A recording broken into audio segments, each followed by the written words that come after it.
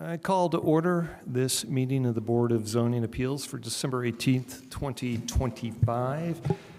May I have a call of the roll, please? Ballard. Here. Burrell. Here. Fernandez. Here. Kutsenko. Here. Throckmorton. Here.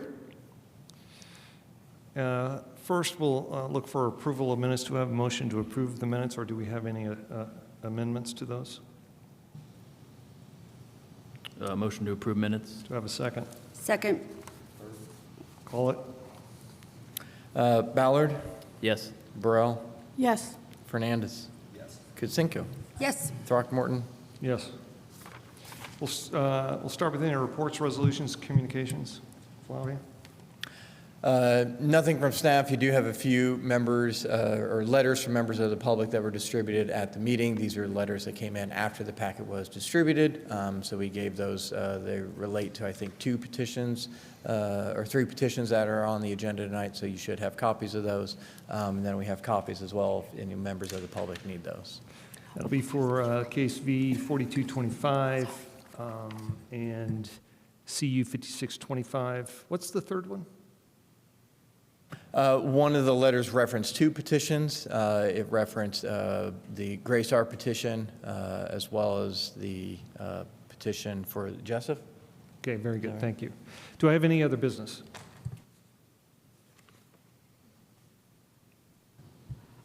I make a motion to move V-42-25, which is right now scheduled to be heard first, to be heard third after the CU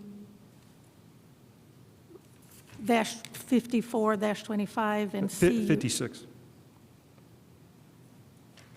56 is the second one. Yes, and after 56-25. Okay. Oh, I'm sorry, I cut you off. Sorry. I hadn't finished. Okay, got it. Do I have a second? Second. Call the roll, please. Yes. Yes. Yes. Yes. Yes. Sorry to cut you off there, Flavia. Thank you. All right, so all that means is that we'll hear the CU 5425 and CU 5625 first.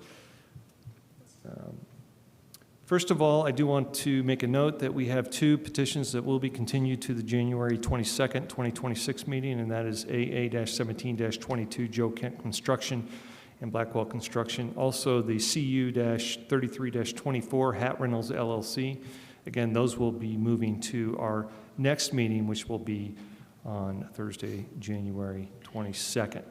With that, tonight, we will hear the following. CU-54-25, Charlie Jessup. CU-56-25, Unlabeled Holdings, David Roberts. V-4225, Graystar Development Central, LLC. And our last of the evening will be V-57-25, City of Bloomington Parks and Recreation. With that, let's go to the first petition, which is CU-54-25. And please, staff, report.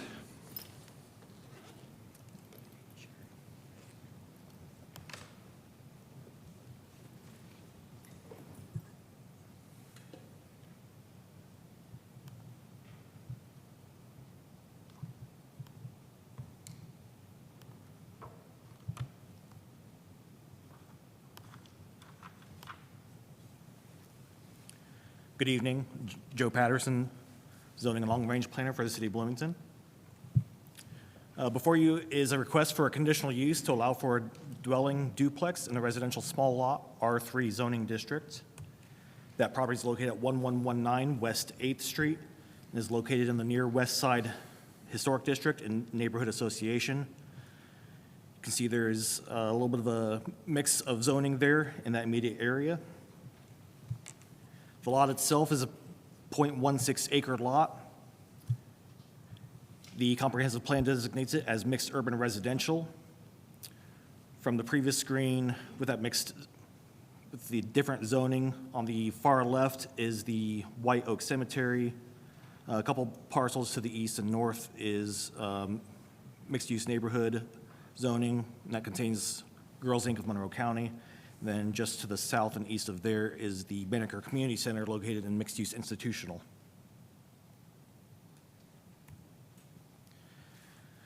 So as you can see, this property currently contains a single-family dwelling unit as well as a shed on the rear of the property. And the petitioners are proposing to convert the existing single-family residence into a duplex. Part of that, as you see on the left, does require a minimum parking to be available on site, so they do propose to add a driveway, essentially for a parking pad for a vehicle to satisfy that minimum parking requirement. The existing floor plan, 8th Street would be to the north. You can see between the main floor and upper floor, there are currently five bedrooms. And they are proposing to split those 5 bedrooms, create 2 dwelling units with 3 bedrooms in each one. The rear entry would be portioned off, and that would be the access for the second floor unit, while the main entry to the front would be for the main floor unit. As you can see here, this would be an approximate location of the proposed driveway. That could involve removing a street tree as well to allow for that driveway to be installed.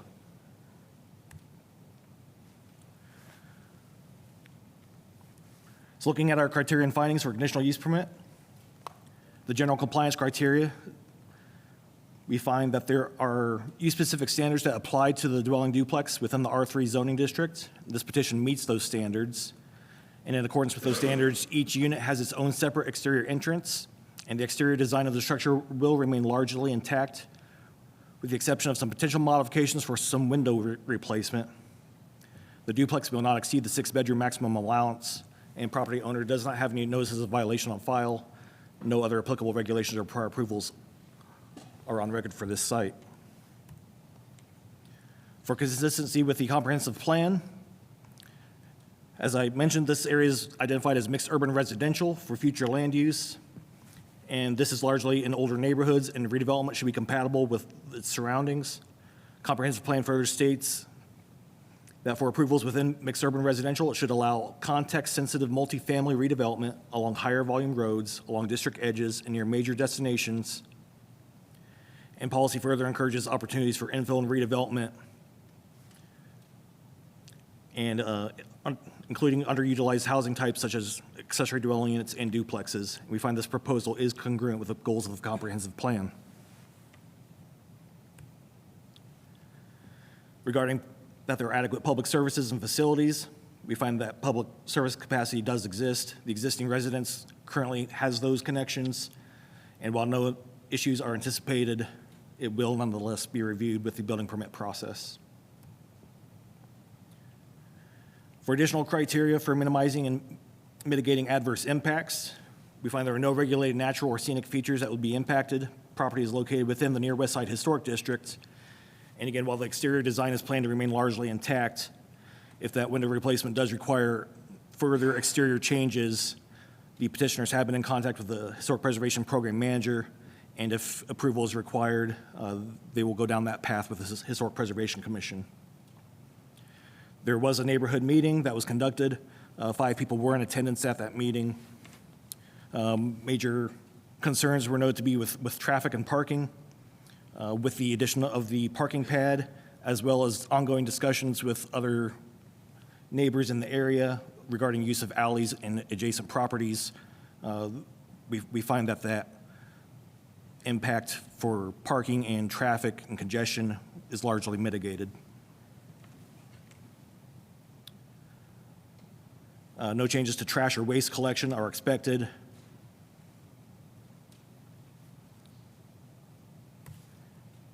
And no phasing is proposed with this plan.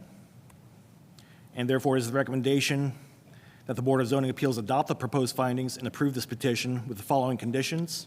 The conditional use approval is limited to the design shown and discussed in the packet, with the exception if window replacement requires minor exterior changes, those design changes shall be approved by the Historic Preservation Commission as applicable. A 1-for-1 replacement for any street trees removed for the driveway installation is to be satisfied, and this conditional use approval requires the petitioner to pass a rental inspection from Housing and Neighborhood Development and procure a rental permit for any units that will be rented. And I'm here for any questions you may have. Thank you.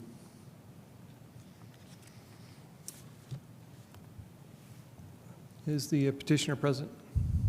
Yes. Okay, if you would come forward, will you be the only one speaking towards this petition, or will there be other speakers on your behalf? Okay, in that case, go ahead and come forward and have you sign in. I ask because after you sign in, I'll swear you in. You'll have 20 minutes to present, up to 20 minutes. Any of the time you do not use will be reserved until the end of public comment for you to make additional comments before any action is taken by the board.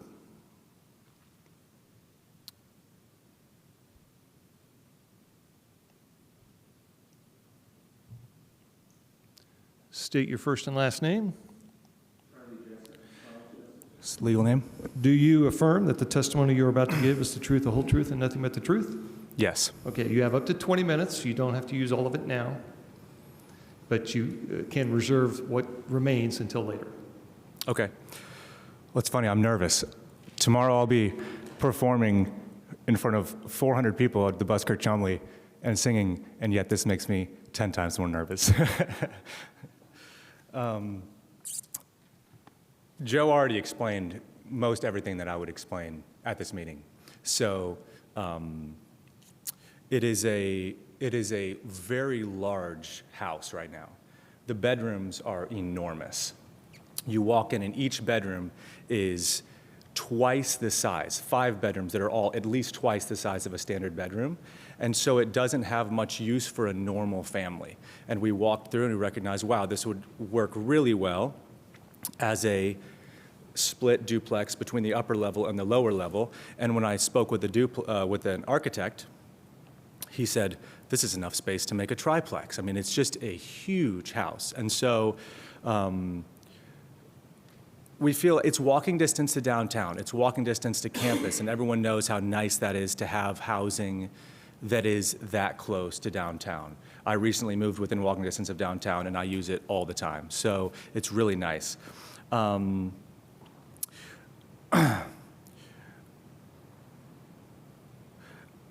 of the constraints that came up during the process was parking. That's the main concern that everyone has, whether it's the neighbors or the other people in the neighborhood worried about street parking. And I understand that because it's very limited. A lot of these places around downtown where you only have street parking and there are not a lot of driveways, you're limited in that way. And so that was the main thing that we were trying to work around in this situation. There used to be an unplatted alley behind the house. Behind this house, there is a fence. And then behind that fence, we own another 10 yards of property. And that property is just overgrown now, and there are some power lines that run through there. But at the back of our property, there's a bunch of old gravel that's been overgrown that used to be a driveway and a large gate that opens up into the back of the home. So we were hoping that we would be able to gain access through behind this unplatted alley to gain access to the back. It's not ideal that we put a driveway in the front because it just kind of lowers the curb appeal. It lowers the visual appearance of the walkability of being in that neighborhood. I just feel like at cars, it's ideal to have them like kind of tucked behind houses, but that's, as far as we know, that can't happen as of now, or it would potentially require some legal documents that were worked out amongst a few neighbors if they're interested. If not, our plan A on here, but ideally, really our plan B would be to do that driveway in the front. And so it does require a curb cut, and it does require that we basically take up, I don't know, a third of the front yard with a concrete pad, which is not ideal, but it's okay. The other thing is that the entrance to the upstairs unit is the back of the house. So the other thing that would be nice about having the parking in the back is that then it would create a more convenient way to enter the house through the back. As of now, we'll have some kind of permeable pavers that are going along the side of the house, and they would park on the street and walk around the house and enter through the back. Everything else is pretty straightforward. We're dividing up some rooms, putting up a few walls, taking a bedroom, turning it into a kitchen. The bathroom upstairs is staying. There was already laundry upstairs and downstairs. There was a lot of what was there was already conveniently placed to turn it into a duplex. So it's a relatively minor change, all things considered. One thing that came up through the process is that I don't know whether we were grandfathered in, but the windows of the front downstairs unit would need to be, I think because we are doing renovations, it has to meet current code. Correct me if I'm wrong, but I think there's something like that. So the downstairs bedroom would require slightly expanding some of these window rough openings so that it would meet egress. So it's a brick exterior facade, and so we would have to potentially remove a few layers of brick in order to expand that window, which also is not ideal. But that's the extent of the exterior changes that would be happening. So yeah, those were a few of the things that were kind of hiccups along the way that made it seem like it was going to be a little bit more challenging. But besides for that, everything seems straightforward. Okay, thank you. So you'll retain 14 minutes and 30 seconds for later if needed. Okay. Okay, so what we're going to do now is if you just remain there, we'll ask the board if you have any questions for either the staff or the petitioner at this point before we go to public comment.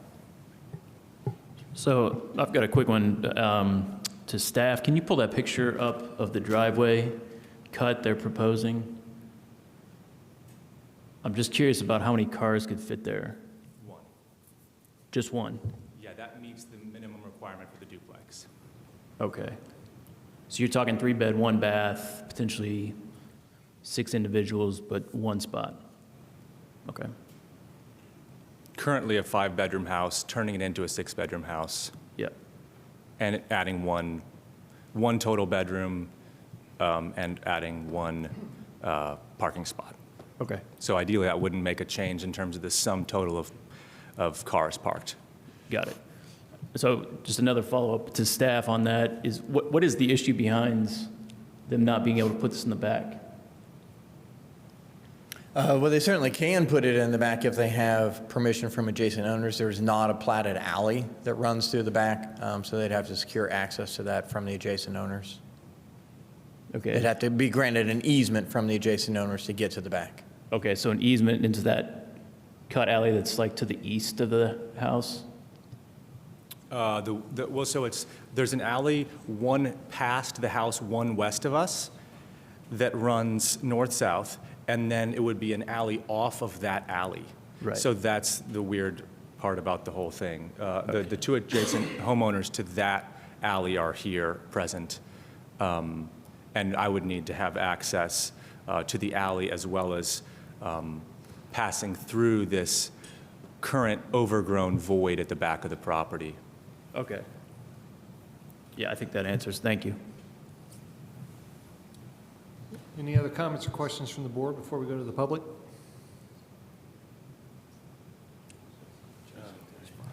I have one question. Yes, please. The question is for the petitioner. So is this home used currently as a rental? Do you have every room occupied at this point?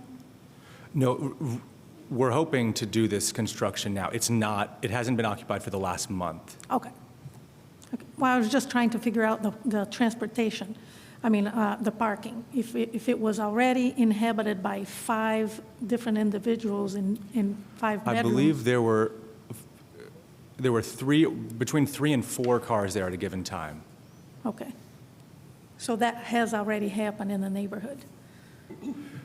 In terms of, In that was terms what of was as of parking. 2 months ago. Yeah. Yeah. Yeah. Okay, thank you. Any other questions for the petitioner or for the staff at this point? With that, we'll go to the public for comment. Is there anyone in the public in attendance in chambers who would like to come forward and speak? If so, come forward and sign in, and we'll give you 5 minutes. So just one? Okay, so please step forward there, sign in on the sheet, please, and then when you're ready, I'll have you state your name. There may also be some people on Zoom. We'll check on that next, thank you. I like that. Very concerned about those that are online, that's good.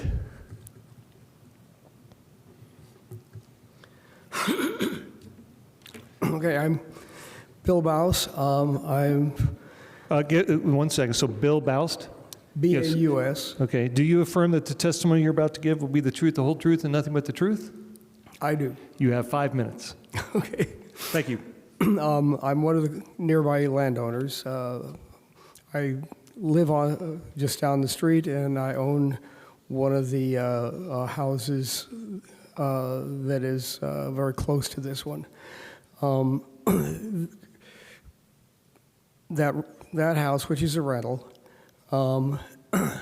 has a private drive that goes to a garage in the back of that house. I keep hearing this private drive referred to as an alley. The city sometimes thinks it's an alley, but it's not. It's actually a private drive. There is another drive that runs south to 7th Street. I don't know if that's public property or not. I've never checked into that. So it's often used like an alley, even though it's not. A very major concern is parking. There is very limited parking in the area. If you park on both sides of the street with even moderate-sized cars, a fire truck could not get through. If you park the 2 pickup trucks on each side of the street, a normal car couldn't get through. Narrow streets, they're built before modern transportation was common. So we're very concerned with the fact that this will, the previous tenant in that house and the previous owners had 1 car. This will mean there will be somewhere between 2 and 6 cars. Very likely to the higher number, because they probably will not be families in the house. They'll probably be individuals. Even families usually have 2 cars nowadays. So this is a very major concern. Now, we talked to Mr. Joseph about this with the neighborhood association. I'm treasurer of the neighborhood association currently, and I'm also on the design review committee for the historic district for that neighborhood. And we discussed the possibility of providing access to the back of that house, and that this would require an agreement with myself and with one other landowner. And we would hope to be able to work this out so that we could get vehicles to the back of the house. There is actually a very large garage back there on that property. Right now, there's no way to get to the garage. I think it's probably would hold 2 cars. So if this could be worked out, we could, definitely improve the parking situation. Another problem is the access. In the neighborhood, we believe that the city was incorrect in deciding that this did not have to go before the design review committee.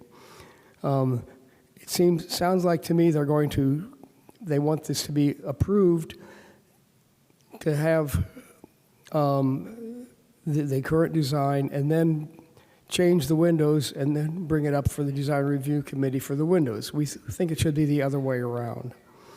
The design guidelines for the historic district specifically say that the entrances need to be from the front, not rear entrances.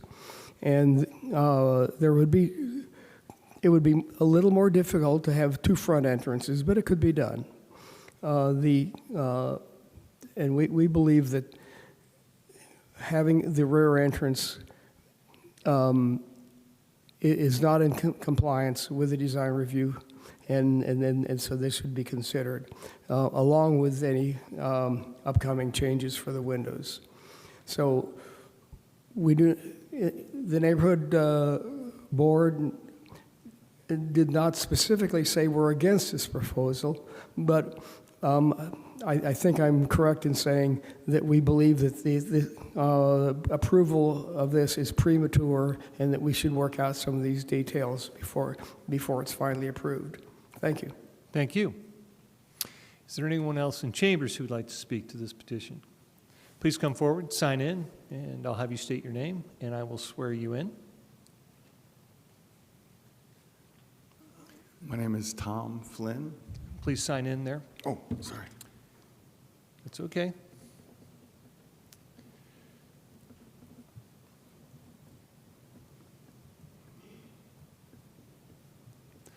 And Tom, do you affirm or attest the testimony you're about to give is the truth, the whole truth, and nothing but the truth? Yes. You have up to 5 minutes. Okay, I'll be much briefer. Thank you. My wife and I own the property immediately to the west, 1131, and we're definitely not opposed to the idea of a duplex there, but the alley is a problem that Mr. Baus had mentioned. He referred to it as a private drive. If that alley, or whatever it is, I don't actually know the legal definition of that driveway alley, let's call it a dralley, is within about 2 feet of our house, and we hope to retire there someday.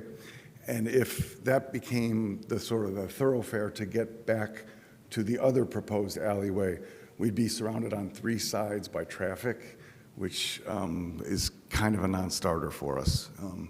So that was really all I wanted to comment to. And I would love it if it was true that 4 to 6 adults only drove 1 car, or even better, none. But I just don't think that's real. Everyone in town drives, unfortunately. So thank you.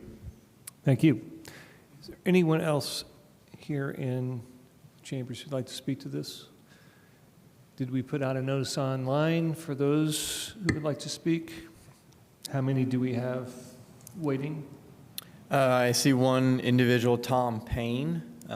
You should be able to unmute.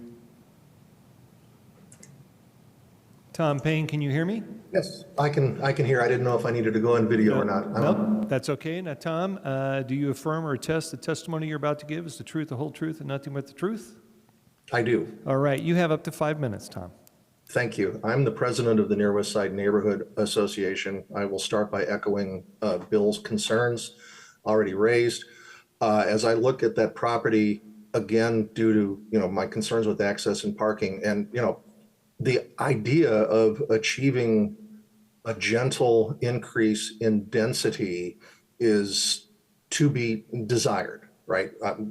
We have no opposition to that in any way, shape, or form. It's good for the city to have gentle infill without destroying the character of the Near West Side. When I look at the area, especially behind the house, where the utilities run, not only are there poles, there are trees. One of the concerns I have, however such an alley were created through these properties, not only would it have to go through 2 people's property, but there could be further compensatory tree plantings that may be needed depending upon where this access is to be placed. And that was the only additional concern I wanted to raise. Thank you very much. Thank you. Did anyone else sign in online?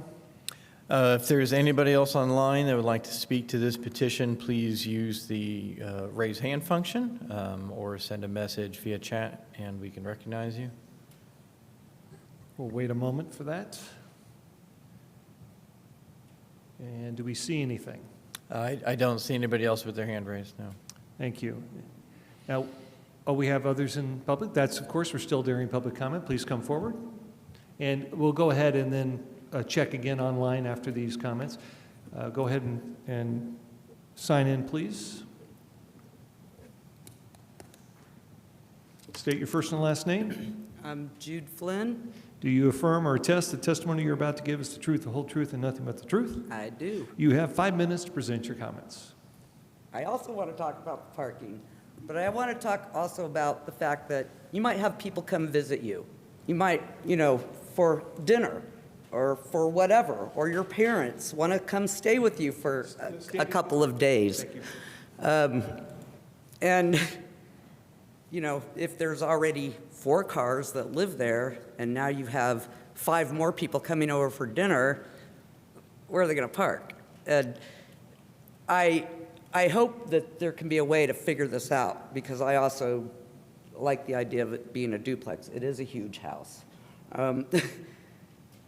And I can't speak, we have the house, 1131. Definitely no alley access, behind that house. Plus, there's telephone poles all along there. The other side, there is a little bit more availability, but I do question how the neighbors are going to feel about having now they have a lot of traffic too. So it would be nice if there could be a way for it to be figured out somehow in that little back corner that's kind of not being used. And I don't know what you're going to do with that garage. But anyway, I think that's all I got. I mean, I just feel like we need to kind of remember that, even if you only own 1 car and you live there, there's going to be people coming to visit you. Where are they going to park? So, thank you. Thank you. I'll go back again to the public. Is there anyone else in the public in chambers who'd like to speak to this petition? And anyone else online? We'll check one more time, please.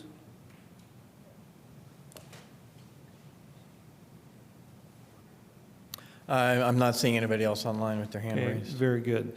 All right, I'm sorry, we have someone else from the public.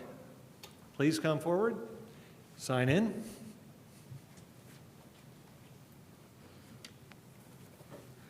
My name is Matt Gleason.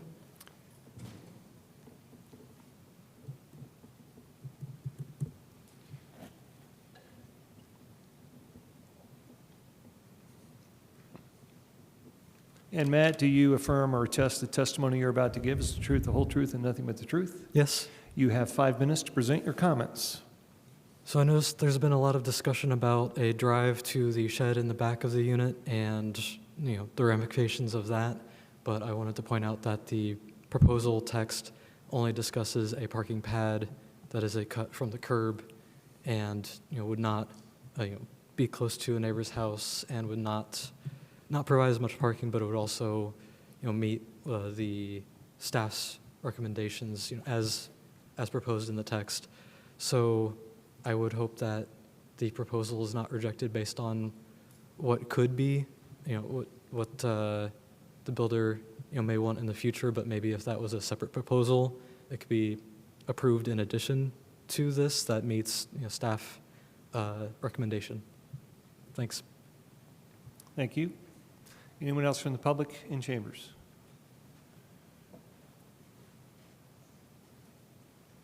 Okay, with that, it's back to the petitioner to use the remainder of your 14-plus minutes if you'd like to have any additional comments to either address questions that have come up or comments or new information for us.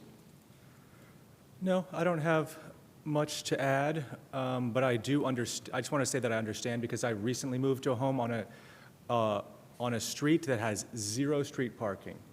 I moved from a home that had ample parking onto a street that shares 2 spots of public parking, and we have a single lane driveway, and it is a total hassle. So I totally understand and respect your guys' concern.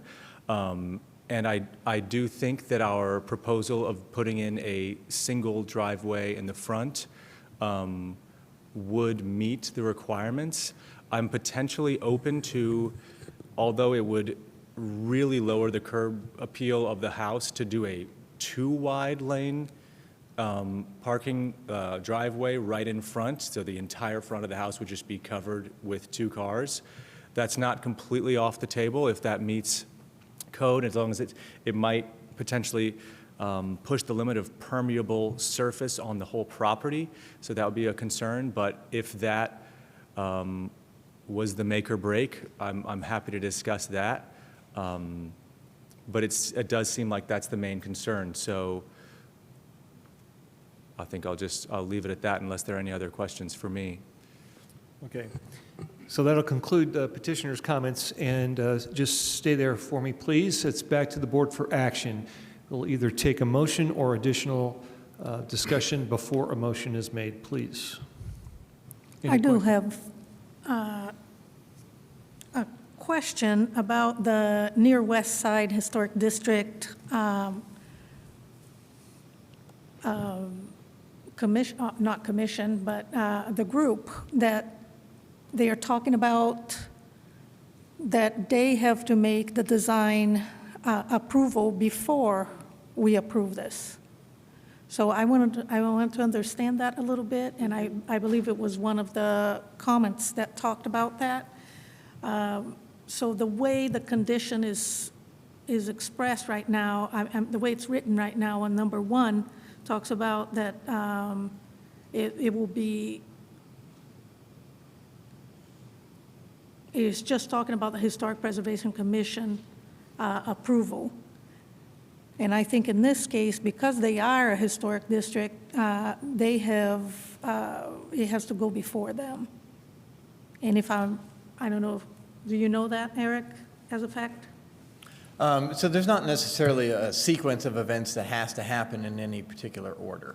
Obviously, both things happen independent of each other. So you have the Near West Side Historic District guidelines which have to be met, but also the Unified Development Ordinance requirements that have to be met.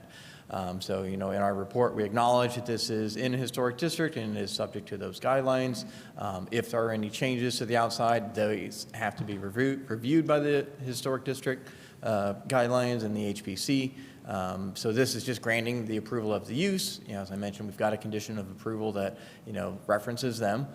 So they'll just need to work through that approval process separately. Okay, so we don't have to state specific on the conditional, on one of the conditions that they have to go in front of the historic district? Well, that already is listed as, it's referenced as a condition of approval, that if there are any changes to the exterior, those have to receive approval. And we specifically reference the windows that the petitioner mentioned as well that might need to be modified. So that's built into our approval. Okay, So they'll just need to go. I'm just making sure. That's Yep. all. Thanks. It's another quick question. Since you brought it up, that was going to be what I was going to inquire about, is how big of a driveway pad, could they potentially put in the front? Because I'm definitely supportive of the duplex. I think we need things like this, but also, the concerns are there. If staff knows that or could find out, or if the petitioner, if you know. Yeah, so the UDO would allow for an 18-foot wide drive cut along the front. The UDO only requires one parking space for a duplex, which the site plan meets. The petitioner mentioned that they certainly can widen the driveway if need be. They could even possibly lengthen it, subject to the impervious surface coverage requirements, but they're not required to. So that would be their choosing if they want to extend that parking capacity on the site. It doesn't necessarily affect this approval. Okay. Because I appreciate the willingness of the petitioner to be even, open to that. And I know we've seen several of these before where obviously, you want to weigh the concerns of your neighbors, but that is something you're open to if you could potentially fit, 3 or 4 cars, depending on what's allowed. In the driveway, there's not enough depth. Okay. And because we have to still leave the sidewalk, because there's a sidewalk there clear, so in between the sidewalk and the house, there's only room for 1 car. So it would have to be side by side. And I know that we were within 10% of the impermeable surface of the whole property. I think it was like 43% or something, but something within striking distance of that number. So I am hesitant for that and for the curb appeal. Right. But I am open to it. Okay, so the most you could probably get is 2, and that's not even Definitely the guaranteed. most we could possibly do is 2, unless we use the back, which is off the table at this Right. point. Okay. All right, thank you. Any other questions or comments from the board? I will make a motion that we approve CU 5425, adopt the findings as written in the staff report subject to the 3 conditions that are set forward in the report as well. Do I have a second? Second. We have a motion in front of the board. Before we call the question, is there any further comments from board members before the vote? Then I call the question. Ballard, Yes. Burrell, Yes. Fernandez. Yes. Kitsenko, Yes. Throckmorton. Yes. Motion Petition- passes. Your petition has been granted. Thank you. Have a good show. Thank you. 7:30 PM tomorrow night, Les Kirk Chumley, full band. Going to be great.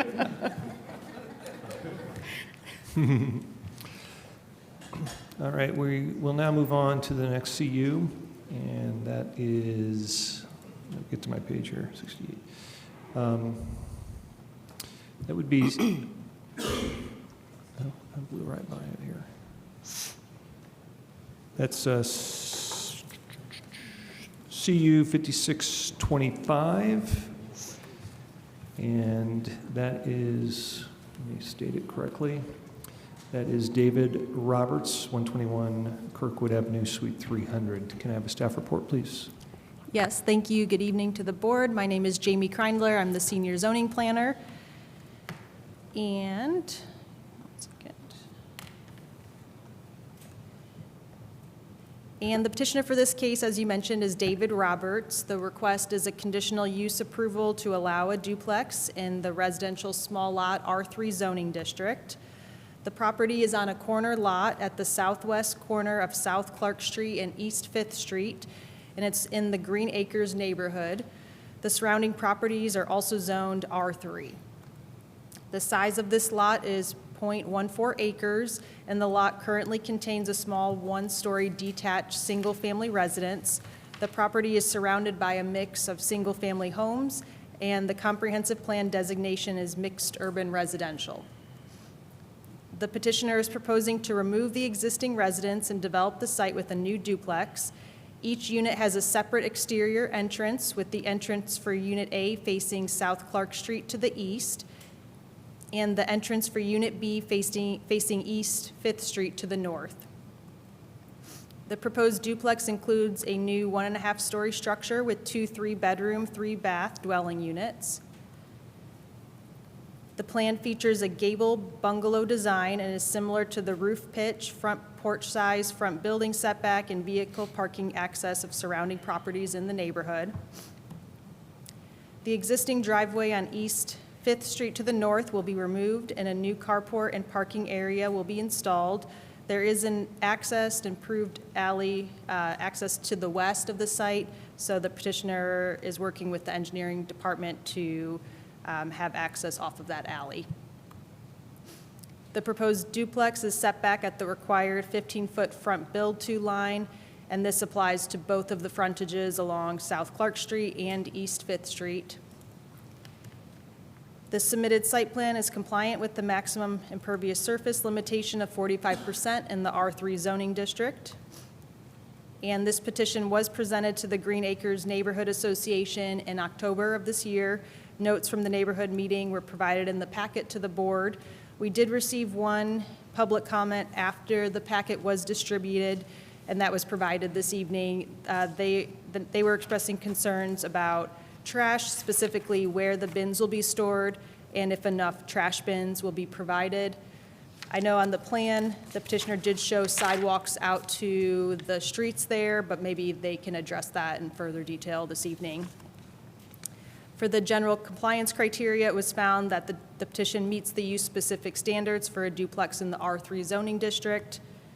The proposal is in line with the goals of the comprehensive plan. And the petitioner stated that new water service and sanitary connection will be coordinated with city utilities, and new electrical service will be coordinated with Duke Energy. No significant adverse impacts are expected from the proposed duplex. No phasing is proposed with the plan. So the department's recommendation is that the BZA adopt the proposed findings and approve this case with the conditions stated in the staff report.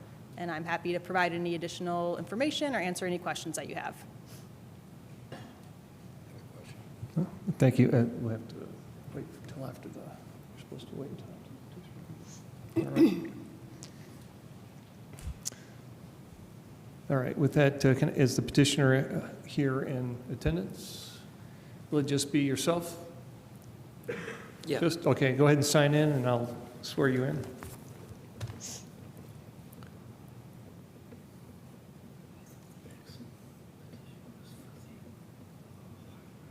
When you're ready, state your first and last name. Yeah. Matt Ellenwood with Matt Black Architecture. Do you affirm or attest the testimony you're about to give is the truth, the whole truth, and nothing but the truth? I do. Okay, you'll have 20 minutes, and any of the time unused during this portion of the process, you'll hold in reserve to use again before the board takes action after the public comment. Thank you. David Clark with Unlabeled Holdings is on the Zoom call if there are any specific owner-related questions. But I'm just going to speak briefly to the question about the trash collection, I guess, or storage. If you could pull up the site plan, Jamie, please, thanks.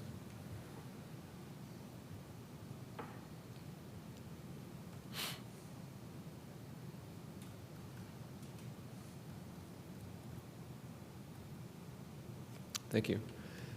So probably what we would propose is an area between the main structure and the carport in the rear or in the west. We've got about 10 feet there between the structures and the walks from each unit. We'll go to that parking area. So we'd look to place trash bins in that general area to store them. That's where tenants will be coming and going most of the time between their vehicles. Makes sense to have them there, and then they would, wheel them out to the street for pickup. That would all be part of the tenant agreements and instructions. So we didn't show it in the site plan, but that's a good question by a neighbor to ask that, because I know it can become an issue when you've got multiple tenants. So that's our plan to address that. Otherwise, I think Jamie covered everything. Should be obvious in the design. But if you have any questions, I'm happy to answer them. Okay, thank you. You'll hold, what is it, 18 minutes, something? Roughly 18 minutes? They used about a minute and 40 seconds. So we have 18:25 left. Okay, 18:25. So you'll have that much time for comments again after public comment. Now we're back to the board for comments or questions. John? Yeah, I just had a question. I'm, looking at the site, looking at the kind of like the Google map of it. I'm just confused about the access, the alley access from the city. What alley are we talking about? Or right away? I guess I'm confused by that. Yeah, it's a good. The site plan So was- there's a platted alley that runs along the west side of the property that the petitioner is proposing to utilize for the driveway access. So they need to coordinate any improvements in the right-of-way with the engineering department. So that's the main reason behind that Oh, I particular see. condition. So it's one of our infamous platted alleys that's never been an alley? Yeah, so it's platted, just hasn't been improved. So the petitioner would be improving it for the portion along there. Right, yeah. We reached out to the city, contact us. Yeah. Any other comments or questions from the board?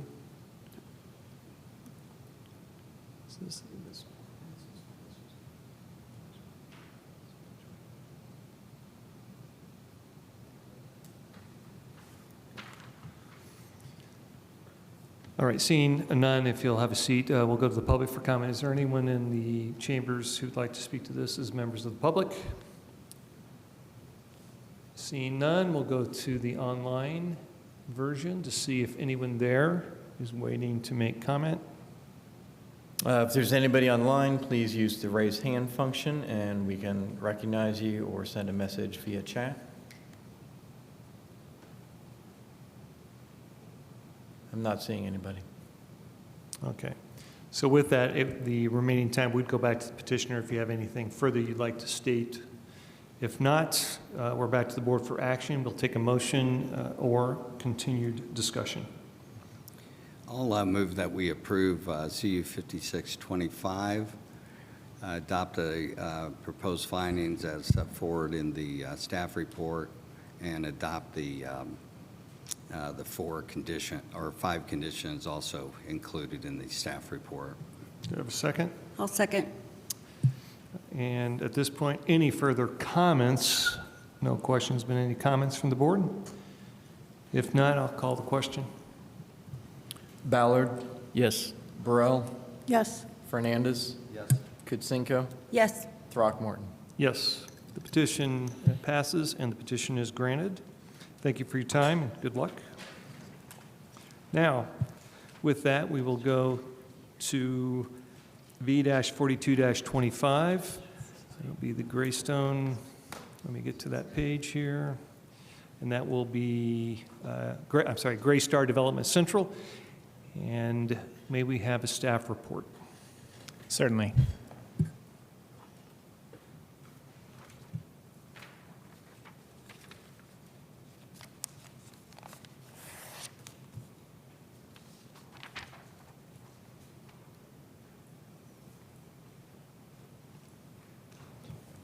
Okay, I'm Gabriel Holbrow, zoning planner. I'm here presenting the staff report for ZR 2025-09-0097 for 503 North Rogers Street. This might be a familiar location. It has come before the board. This property has been before the board 2 times recently. One under a previous petitioner for a similar project, got variances, and then came back earlier this year with the current petitioner for a package of variances. So now they're back for more variances. So this is 503 North Rogers Street. It is currently, well, let's see. It's 5.2 acres between Rogers Street on the east, Fairview Street on the west, Beeline curves along the north property. It also has frontage on 9th Street to the south. It's in the mixed-use downtown zoning district within the Showers Technology Character Overlay, so we abbreviate that MD-ST. The comprehensive plan designation is also downtown. It's currently a salvage or scrapyard being run as Bloomington Iron and Metal, also known as BIM, also known as Fell Iron and Metal or Fell Iron. So I'm going to skip over the details of the proposal other than to say that the petitioner proposes to redevelop the site as a mixed-use, multi-family development. And the petitioner is requesting 3 variances at this time. They all have to do with trees and planting or trees and the constraints that the petitioner identified after they began detailed work on the landscape plan for the development. So the first one is relief from tree and forest preservation. This is a photo looking, so generally there are trees along the perimeter of the property, generally speaking, that currently serve as a sort of visual buffer around the scrapyard. They have the characteristic of appearing as if the trees there were not intentionally planted but grew up over time. We don't have verification of that, but it sort of has that look to it. This is a photo from the inside of the site of a portion of that existing treed area. This is from another portion of the site. It looks similar from the other side. Just to give you a sense of it. So all in all, there's about just over an acre, 1.09 acres of existing closed canopy wooded area that is subject to tree and forest preservation standards in the Unified Development Ordinance. In order to make way for the development, the petitioner is proposing to remove all of it, which is more than the tree and forest preservation standards would allow. The second request is about how many interior trees they plant back. This is a image up there is the landscape plan that was included in your packet. with tree planting locations identified. And the colored areas that snake across the site are different utility constraints where it's either not possible or difficult to put trees. So I think this chart, which comes from that same landscape plan, is the best summary of what's going on. So there's the first two lines, existing tree canopy, 1.09 acres, and then the UDO would require 0.872 acres of existing canopy to be preserved unless you grant a variance. So then there's proposed off-site plantings and proposed on-site plantings. To go to the bottom first, proposed on-site plantings, 73 large canopy trees, 20 ornamental trees, 844 shrubs. So that fulfills all shrub planting requirements, tree requirements for parking lot landscaping, and also street tree requirements, but they're short on the number of interior trees. And they also aren't providing any trees on the site to make up for the removed existing trees. So instead, they're proposing to do off-site planting, which is the one in the middle.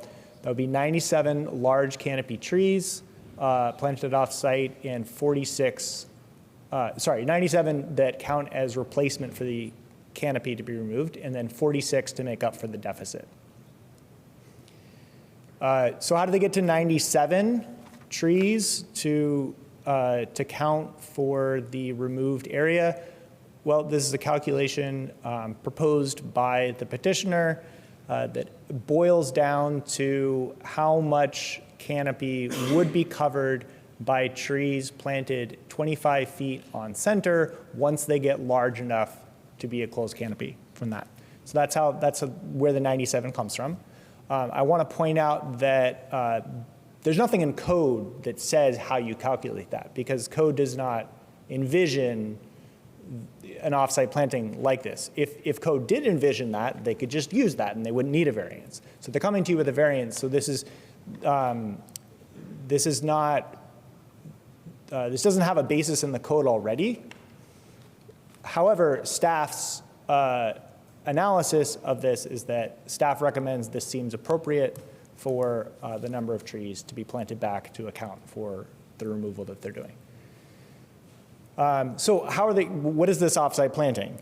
The petitioner has proposed to do a memorandum of understanding, an agreement with the City Parks Department, City of Bloomington Parks and Recreation Department, and then also Planning and Transportation, our department would be involved as well, to do the off-site planting.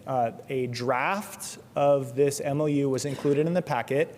It may be revised according to the needs of parks, the specific legal things. Everybody's lawyers have looked at it, but they haven't signed off on it yet, so it might change a little bit in the exact wording. However, everyone's in agreement on the intent. And the big picture of what the intent is that the Parks Department will identify planting locations on parks managed city-owned land and right-of-way, street tree planting locations in the right-of-way. Then Greystar will propose what species they're going to put where in those planting locations. Planning will approve those. Then Greystar, the petitioner, will go plant them, or have a contractor plant them, however they want to do it. And then Parks and Recreation will make sure that they were planted according to specifications, communicate that to planning, and then that'll be the sign-off. While we're talking about Parks and Recreation, I do want to mention that our urban forester, Haskell Smith, is here this evening. If you have any questions for him directly about Parks' role in this or about the urban forester's role for the urban canopy in Bloomington. The third variance is about street trees. This is something that is often handled at the staff level, but for transparency, they're bringing it forward to look at. So the issue is they're proposing the total number of required street trees, but not necessarily in the locations that the UDO requires. So there's various requirements about locations, how far apart the trees can be, how far they have to be from utility lines.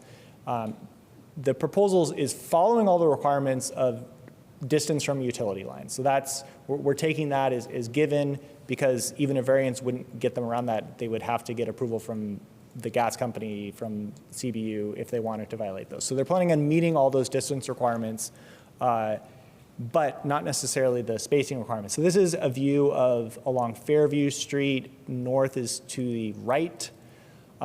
The reddish line that goes north-south horizontal across this image is 10 feet on either side of an existing gas line that is running underground along there. So you'll see that all the street trees are out of that area, but it does mean that there's some smaller trees on the left and some small trees along the right. And in the middle, there's kind of some larger trees. And then there's where all those colors come together in the middle, that's a big gap that's, I believe, about 130 feet where there's no street trees. So normally that gap doesn't meet those distance requirements. So that's one of the challenges along Fairview. Along Rogers, so now North is up again. Rogers is there on the right. They're proposing one street tree actually in the right-of-way because it's very, the width of the frontage is not very great, so there's not a lot of room, and they need to get in a path and an entrance. So there's one tree instead of two. And then over on 9th, we're packing in a lot of trees because of our number, but then if you look really closely, there's a water line that's running approximately 7 feet from the trees that are closest to the street, so those might need to be switched out for small trees. So the main takeaway about the street trees is they are proposing the required number, but some of them are farther apart than the code ordinarily requires, or farther from the right-of-way than the code ordinarily requires. So there's 3 criteria. I will summarize them briefly. The full proposed findings are in the packet. For the first criterion, tree and forest preservation, that the proposal is not injurious so long as the petitioner plants at least 97 large canopy trees off-site as remediation. Interior planting trees having a deficit will not be injurious since the petitioner will be required to plant trees both on the site and off-site, which will mitigate and reduce the number of trees on site, which will mitigate the reduced number of trees on site.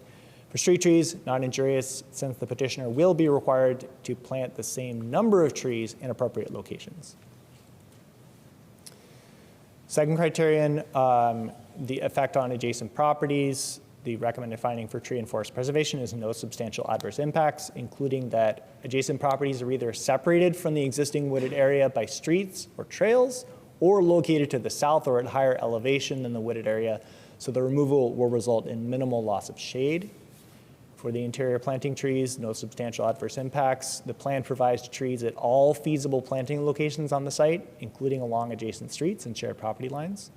For the street trees, no substantial adverse impacts. The plan provides trees at all feasible planting locations along adjacent public streets.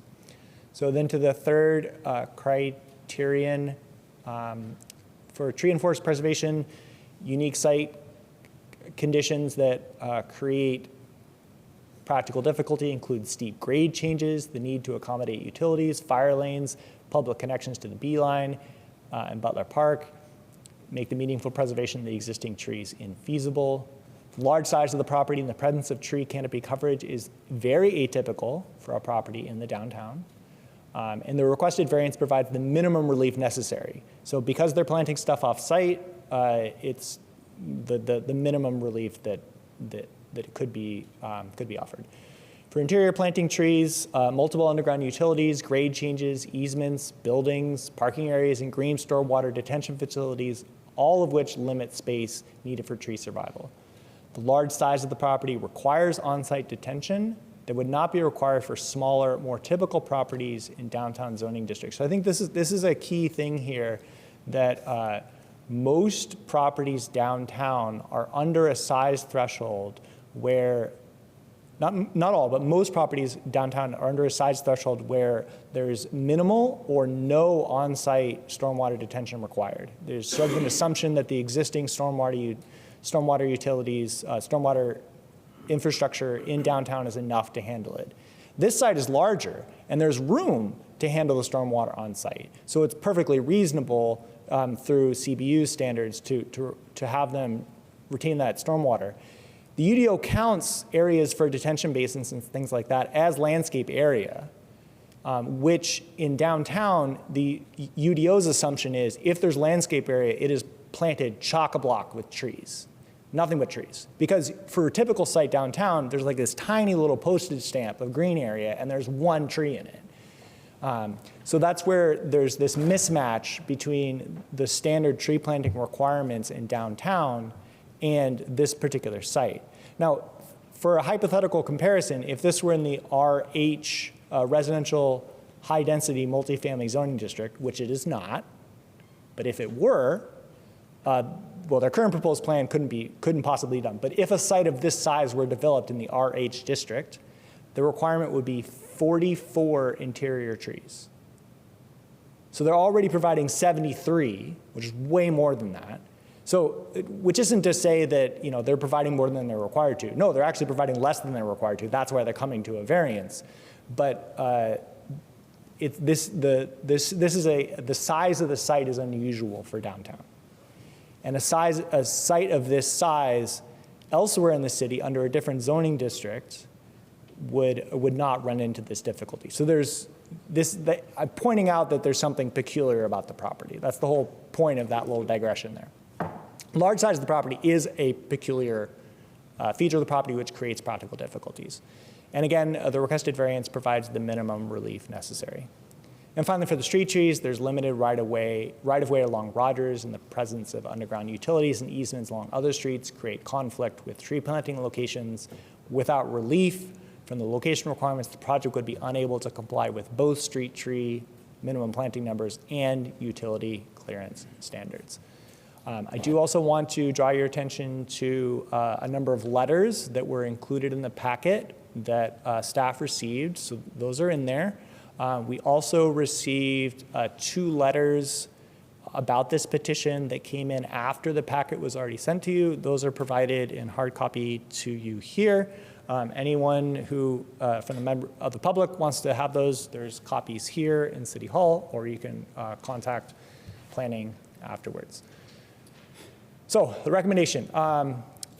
The petitioner's solution of off-site remediation planting has an essential nexus to the goals of the UDO tree and forest preservation standards and landscape standards. It also is proportional to the goals of the UDO's tree and forest preservation standards and landscape standards.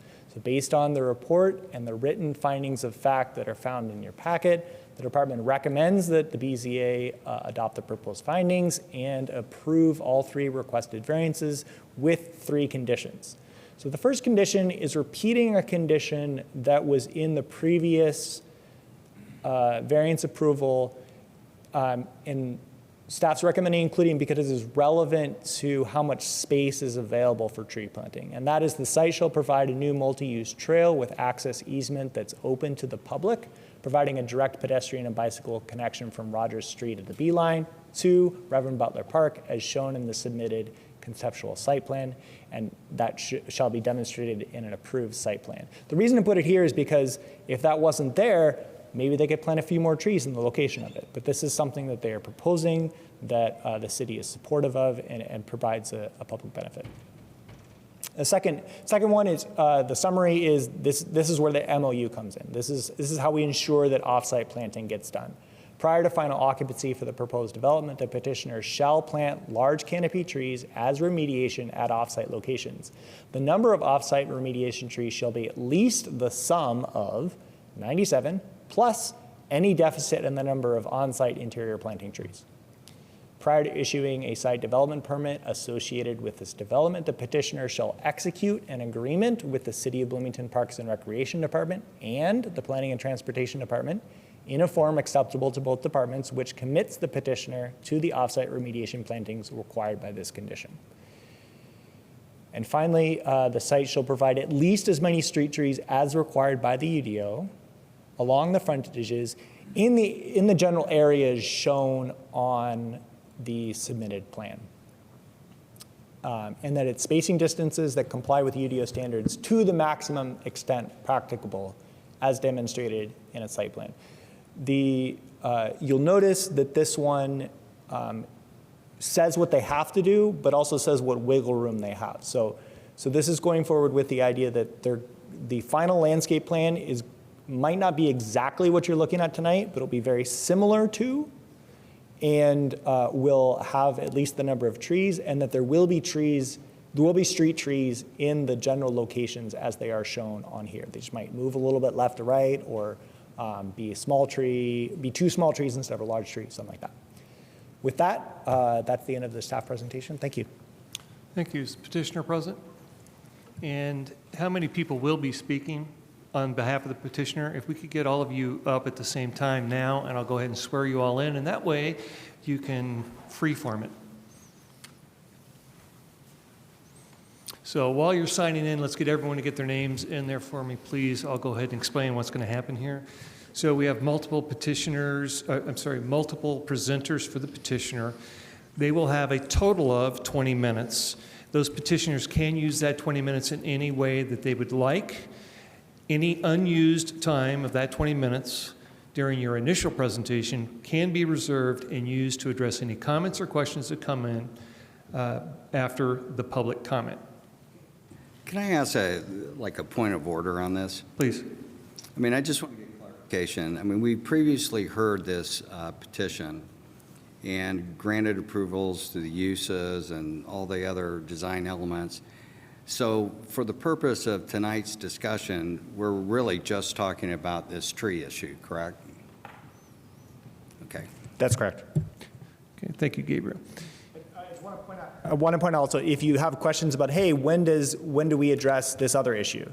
I'd be happy to answer when that's going to happen, but if it's not about trees, it's not tonight that it's happening. Yeah, I mean, the point I'm trying to make is that we're having a debate about trees, right? And we ought to stay within the scope of what's in front of us. Of the trees. Yeah. I'm sorry, if you're in the public, you'll have the opportunity to comment on what we've said here. We'll give you an opportunity to speak during the public comment. Now, I don't have to have you all say your names out loud. I'll just ask, do you each affirm or attest the testimony you're about to give be the truth, the whole truth, and nothing but the truth? Verbal? I do. Okay, we'll start the timer. You have 20 minutes.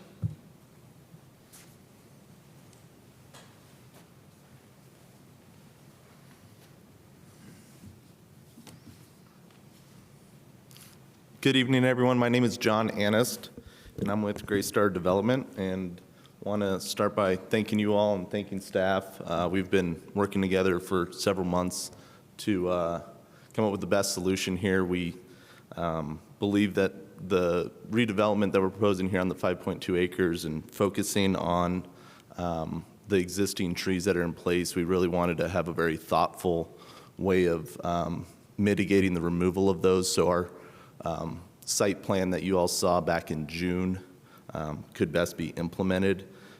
Through the design process, we looked at a lot of different schemes for this site. It has a lot of unique elements, like Gabriel mentioned earlier. And we also evaluated several alternate designs through staff comments and through our process. And I'll share a little bit about that, but just overall want to touch on our goals here, and that's to redevelop this site that's currently a scrap metal yard into multifamily housing, something that we believe would be a benefit to the needed housing here in the community. And our goal is to meet the intent of the UDO. We want to plant trees on our site. We want to do that in the best way we can, but also be mindful of some unique constraints. There's a lot of utilities here. There's a limited amount of area, and then there's also a large number of trees required. So we plan to plant all of the trees required. What we're asking for is the ability to do that in a combination of on-site planting and off-site planting, which we've worked with the Parks Department and planning to come up with a memorandum of understanding that will allow us to plant trees in the most desirable locations for the city. So it's anticipated that the majority of the off-site plantings will be where those trees are most needed. There'll also be a lot of thought put into how the Parks Department spaces these trees, so that way there can be a reestablishment of a closed cell canopy area. Currently on the site, as was shown in the photos and mentioned by staff, there's a large amount of perimeter screening trees. Walking in the area, it's not very thoughtful landscaping. It just is what has grown over the course of the recycling yard operating, and it currently serves a good purpose of help screening the recycling yard. What we're proposing is as many trees as we can fit on site. We want trees on the property. We know that they're a benefit to the property, and we want to put as many as we can. Unfortunately, there's just a number of constraints that we have between utilities, fire access lanes, the connection from the Beeline Trail to the park. There's just a limited amount of space where trees can be planted where they'll have the ability to thrive and survive. And so our landscape team is here tonight as well, but we really worked hard to identify as many planting locations as we could on site.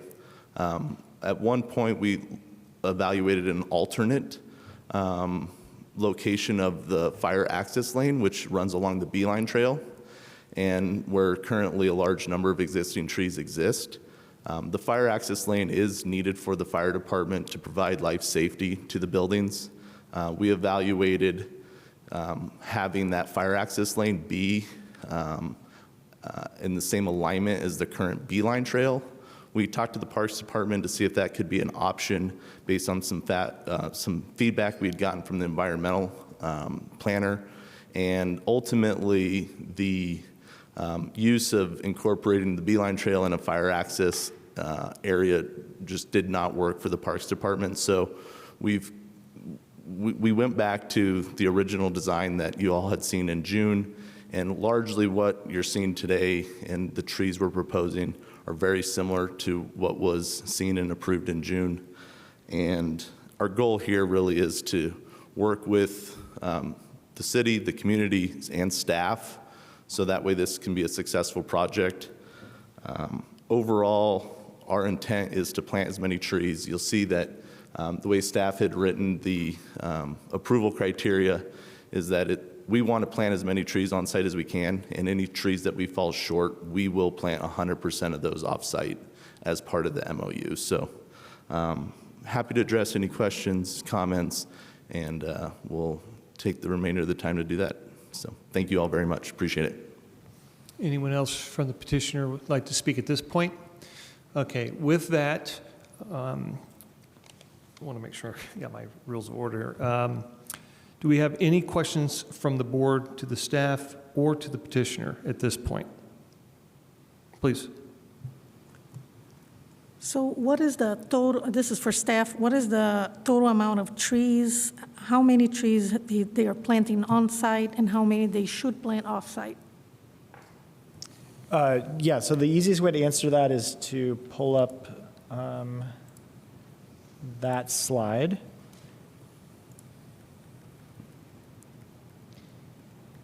This is a table from their This is a table from their landscape plan. This, where it says proposed on-site plantings, that groups trees for meeting different requirements. So the parking lot requirements, the street tree requirements, but the current landscape plan shows 73 large trees plus 20 ornamental trees on site, for a total of 93 on site. But that leaves a deficit of 46 that would be required to meet interior plantings. So there'd be 46 off-site, plus 97 off-site for remediation for the closed canopy, for a total, going by these numbers, a total of 143 3 off-site. So that's, keep that number in mind. They're proposing 143 large canopy trees planted off-site. That number could change if they fit more trees on the site, or if it turns out that, something comes up and, oh, this one tree we wanted to put over here in this courtyard won't work because there's got to be a water line under it or something like that.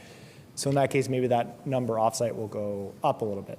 But in the end, the number would be, between what's planted on-site and off-site, it would equal the requirement plus 97 trees for the removed existing closed canopy.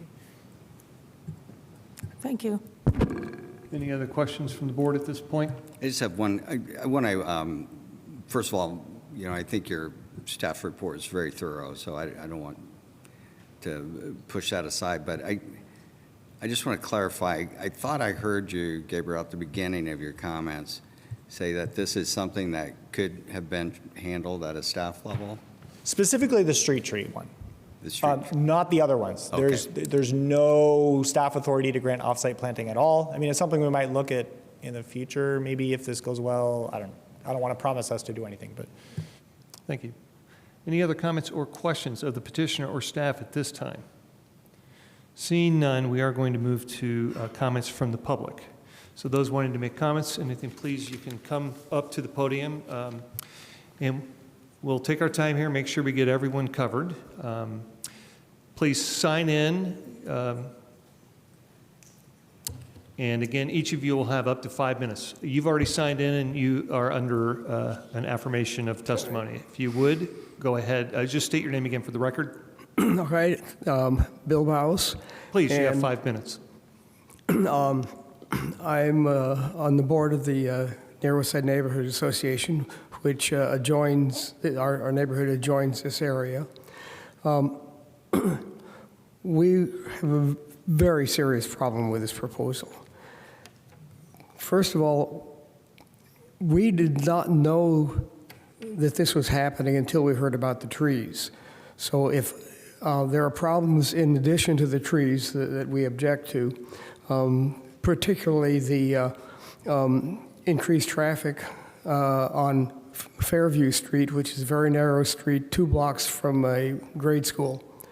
And I'm not aware of anything in this proposal that will mitigate that serious situation. As for the trees, the idea of not planting trees on this site and planting them somewhere else is a scam.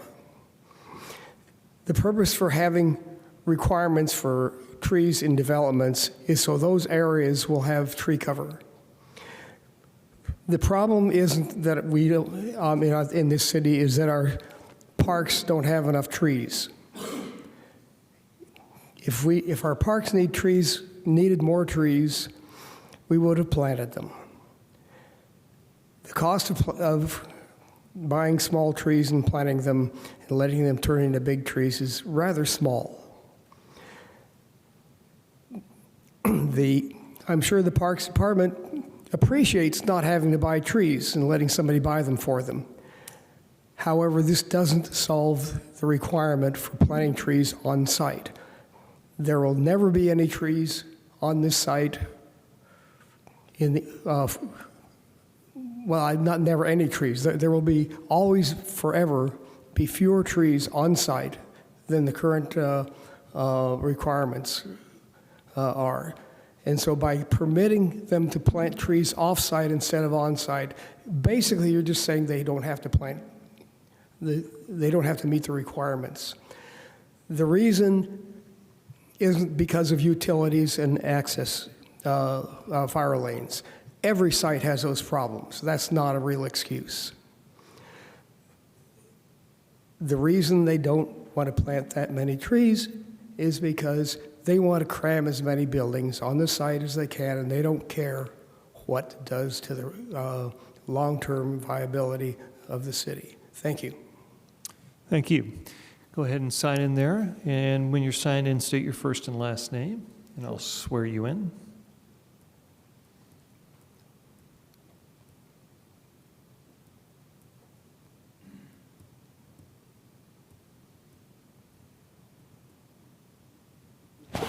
My name is Shahir Danishkar. I live at 703 West 9th Street, which Okay. is very close to... Okay, do you affirm or attest the testimony you're about to give is the truth, the whole Indeed. truth, and nothing but the truth? Of course. Okay, you have 5 minutes. Well, I am quite surprised to see that the fact that the neighborhood and I have submitted a letter to the zoning department, and Gabriel is here, that there was no mentioning about the traffic issues. The whole session is about trees. The park has already trees. I live in the neighborhood that I cannot get out of my driveway when the parents come to drop off their kids in the morning and in the afternoon. I live on, my house is on the corner of West 9th and Fairview. When I come out, I cannot drive north to south on Fairview to go to where I need to go. I have to come and make a turn, go on 9th Street, go to Maple or other streets in order to be able to go to downtown. Traffic is a major problem there. We all complain about that. Now having a 5-story building, people living there, I'm sorry, affordable or for family housing, having a swimming pool for the people, really, that's questionable for me. We have problem with traffic. We have trees there. Just 2 years ago, teachers came with students. They planted really nice trees in that park. Traffic is a big issue. We are against that. No variance. Please consider that. We live there, and we see that every day. Imagine if somebody has a heart attack, ambulance cannot come in to save them. Traffic is a big issue there. Having 5 stories there, everybody's going to have 1 or 2 cars there. Imagine what will happen there. I would request that the city thinks about it. We are very happy to hear that the company would like to plant trees. Wonderful, great. But what are you going to do about the traffic? That is the main issue for me. Thank you for your attention. Yeah, thank you. Go ahead and sign in if you would, please. Hello, my name is Vasiliki Tsitsopoulou. Okay, I'll wait for you there to sign in.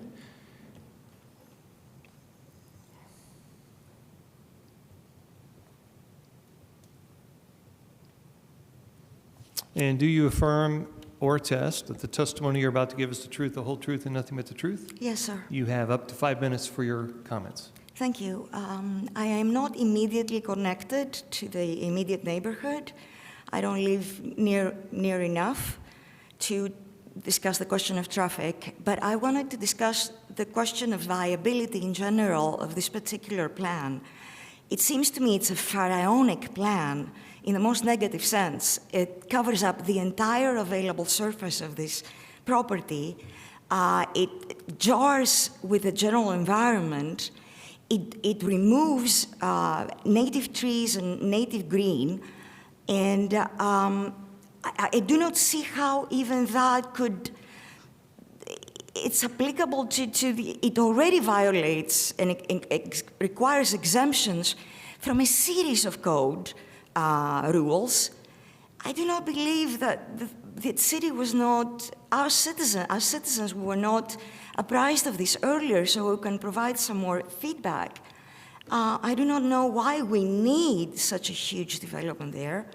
I do not know why the area could not be rezoned, so it would have a milder footprint in terms of the surface covered.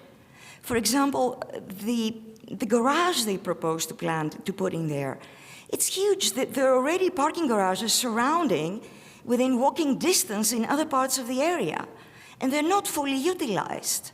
I do not know why the particular garage area that they've planned could not be used to simply have green there. I am a little shocked, actually, when I fully want to urge you to read the letters of my fellow citizens that are included in the packet. I do not have anything to add. They've already made the point for me.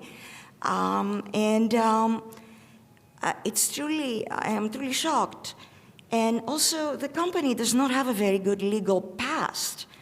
9 different attorneys general from other states already suing this company. It does not have credibility in terms of what it promises to do.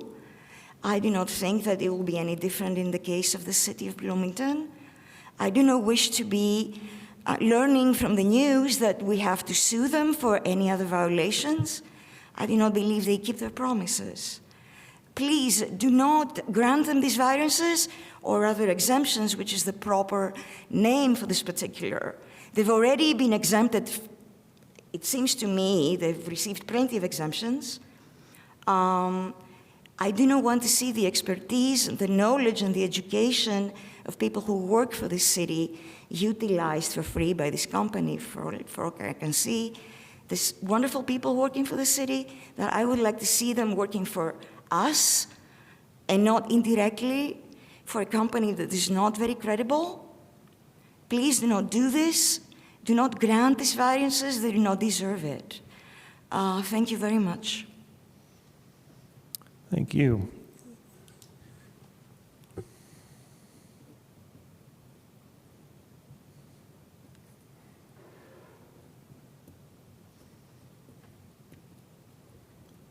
State your first and last name. Tim Dwyer.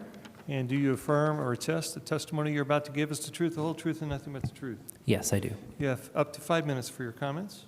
Thank you. Good evening. My name is Tim Dwyer, and I'm a resident of Bloomington. Now, admittedly, I don't live particularly near this site, but as a resident engaged in the community, I care a lot about housing affordability and long-term economic prosperity, and I appreciate the opportunity to share my perspective here. I urge the BZA to grant these 3 variants requested related to landscaping and tree coverage. The property currently houses Bloomington Iron and Metal, which is a bit of an odd semi-industrial site given it's near downtown, and this is an area that the city is targeting for long-term growth and economic development. If the city is successful in bringing in new employers into the trades district, there will be the need for new housing nearby, and converting this site into something productive seems like a reasonable path forward. The variances requested here seem pretty reasonable to me, and they don't seem to pose any significant risk to the neighborhood. Based on information in the meeting packet and some of the other folks who've testified and from the staff presentation, it seems like swapping out current tree coverage for off-site is a reasonable path forward given the site restrictions. It also seems like a lot of the opposition isn't really germane to the tree issue, but related to other issues. And while I think that's important to hear, obviously when we're talking about tree variances, we should be talking about the subject at hand. For these reasons, I support granting the variances. I also want to highlight the willingness to construct a new multi-use trail connection between the Beeline and the park on the west side of the property. Folks mentioned traffic issues. Well, a new bicycle connection could potentially alleviate some of those issues and provide some accessibility for neighbors to more easily get into downtown, to City Hall here, and even to the farmers market on Saturdays. I think that we should focus on the fact that the BZA here is being asked to weigh that existing regulations pose particular burdens on this site. I really appreciated Mr. Holborough's comments about how the other zoning districts wouldn't apply such a strong tree planting requirement. That's just a facet of the downtown zoning. I think that's important to consider.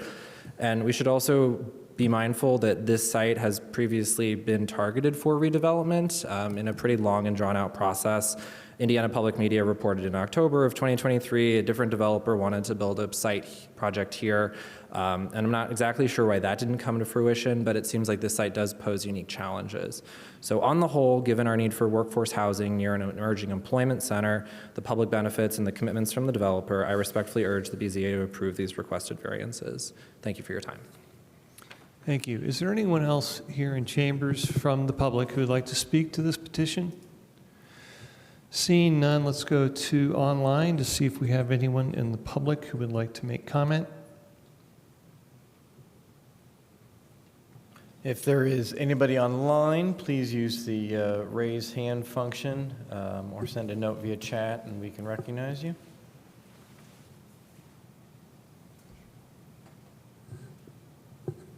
I'm not seeing anybody online. Okay. Seeing none, we do go back to the petitioner at this point to be able to address any comments or questions up to this point in the petition process.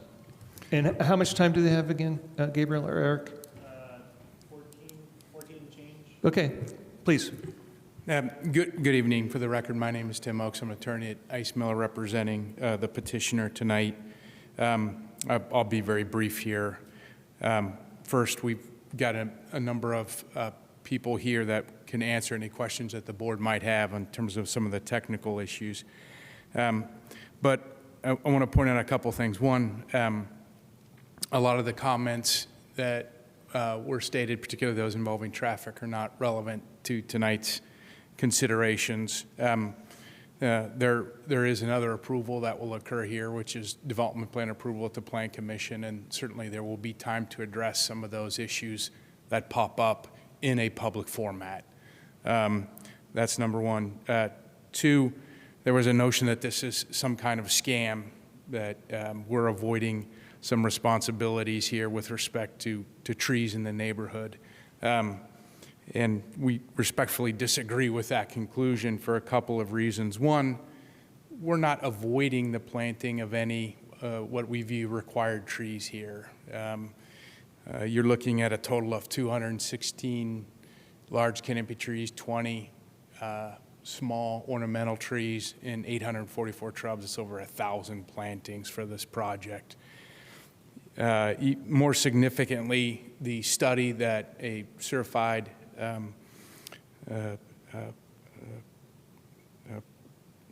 person did the study of the trees. It was done in a haphazard way. The current landscaping.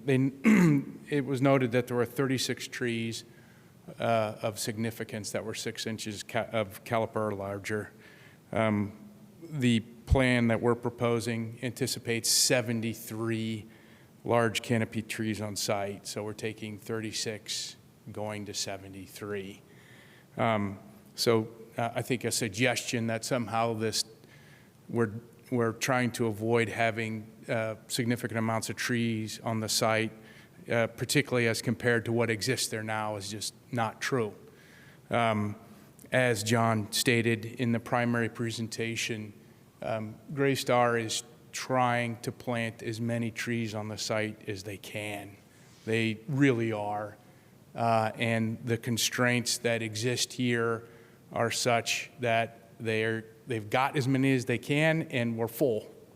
And we think the idea of planting them off-site at locations not that Gray Star selects, but locations that the city selects, that the Parks Department selects and says, this is where we want them. This is where we think they will have the best benefit to the people of Bloomington as a whole. Plant them here at Gray Star's cost.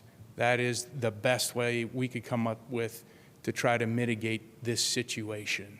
So with that, we respectfully request approval, and we'd be happy to answer any questions that the BZA might have. Are there any other comments from those on the petition team that are with us? Okay. Well, that'll conclude the official 20-minute comments, and we will have questions for you, I'm sure. We're back to the board for action. We're looking for either a motion or continued discussion on this petition, please. I'll move that we approve V 4225, adopt the proposed findings included in the staff report, and approve the requested variance with the 3 conditions included in the staff report. I have a motion in front of the board. Do I have a second? I'll second that.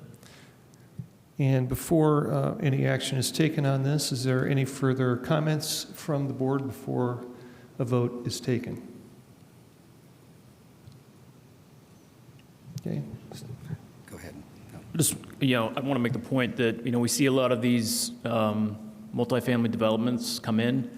I have to say, I think this is one of the best proposals we've seen, and, they're meeting really the requirement just in a different way. So I understand the public's concern to a degree, but it's also, our board is very limited in what we can do. We have to have overwhelming evidence to overturn something that's already approved that checks the boxes of the UDO. So while we may be concerned to a degree as well, I feel like the scope of this, the housing it's going to bring in, which we definitely need. I think any supply to the housing situation we have is helpful. That may be debated by others, but I think it's a significant, well thought out, well planned project that could bring in some desperately needed housing.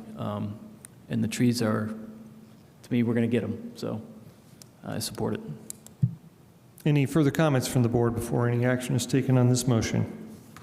Just one quick comment, similar to what Tim was saying. I think it's important to kind of put this kind of project in context.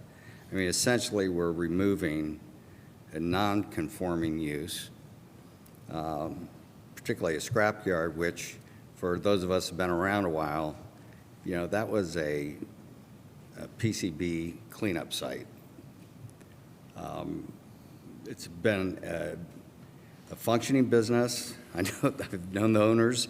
It serves a purpose, but that is not the kind of use that's consistent with our city's comprehensive plan, our vision for the MD Showers District, and it's just going to be a major transformation of a site that is long overdue for redevelopment that's consistent with our plans. And, I think the staff report speaks for itself in terms of the scope of the tree canopy replacement. And I think it's the way they work together to come up with a plan for maximizing, increasing the canopy in our city is a good one. So I'm going to support the proposal. And I will ask again if there are any further comments from the board before action is taken. Seeing none, I call the question. Ballard. Yes. Burrow. Yes. Fernandez. Yes. Kutsenko. Yes. Throckmorton. Yes, petition passes. The petition is granted. I would also like to extend my thanks to the petitioner for allowing me to move the continued conditional uses forward to hear those before your scheduled time. Thank you for your patience. With that, we will move on to V-57-25. It's page 82 of the packet for those that are following along with the packet. And let me get there. Is that 82? Page 82. Thank you.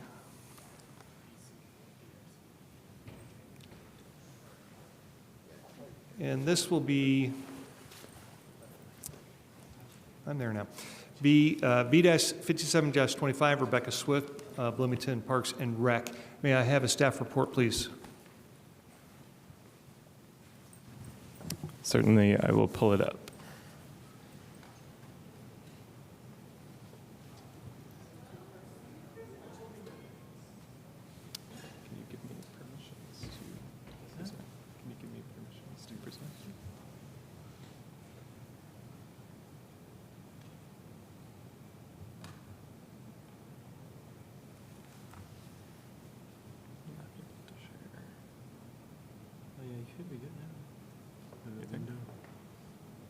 Oh, okay, sorry.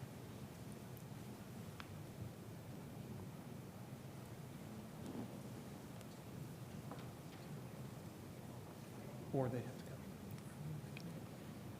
Yeah, because I'm not.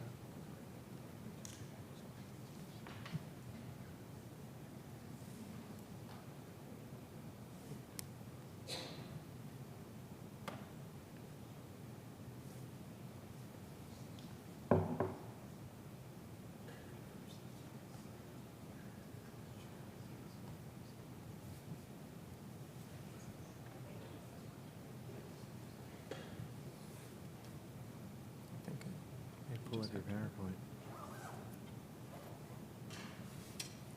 And they've said this before. They said that they're going to. Ah, there we go. Yeah. Okay, there we go. 1 second? Okay. I'm just going to take a quick moment for one of our members. So.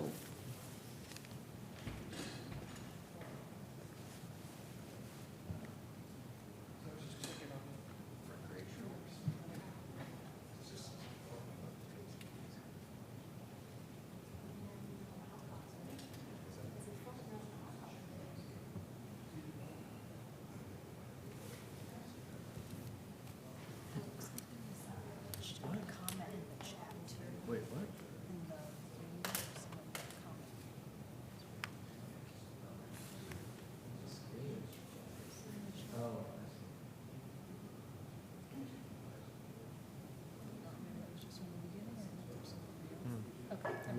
use the AI thing, AI transcription thing at the beginning.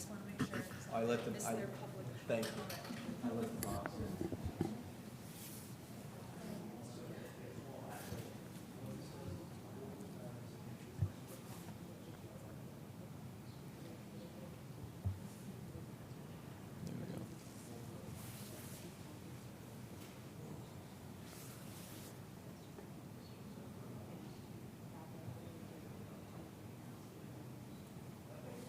Remind me, I gotta slide in behind somebody to get back in the office because I think the loaner badge, the stops working.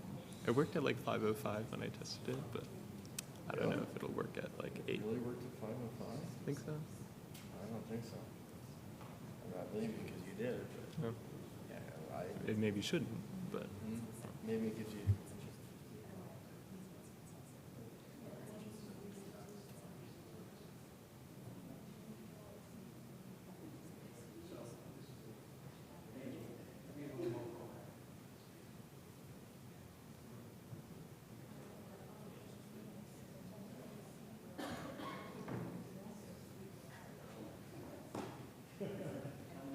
What's his name?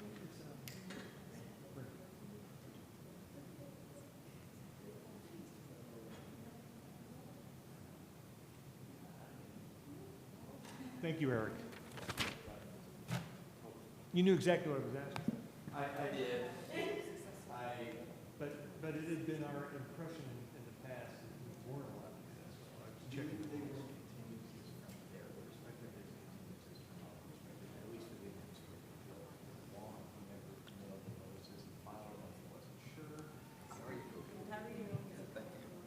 We're gonna make a motion. 24 hours to withdraw. They have to really make it. We're gonna make the motion to deny them the continuance because they've been on for more than 3. And they either have to withdraw within 24 hours or they have to be heard. So to put them on notice, let's get this heard. Yeah, and that may push them. Sure. Then what we can do is we can come back next month and ask for us to reconsider whatever. And then we can actually suspend rules of order. So yeah, we'll do it. So that'll be a way to get around it.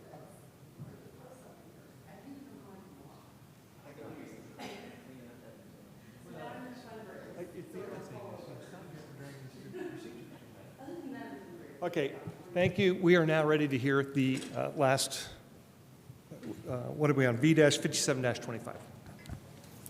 Excellent. Staff report, please. My name is David Brentez, a zoning planner and GIS analyst. Before us is petition V-57-25 at Browns Woods. This is roughly between 500 and 760 South Basswood Drive.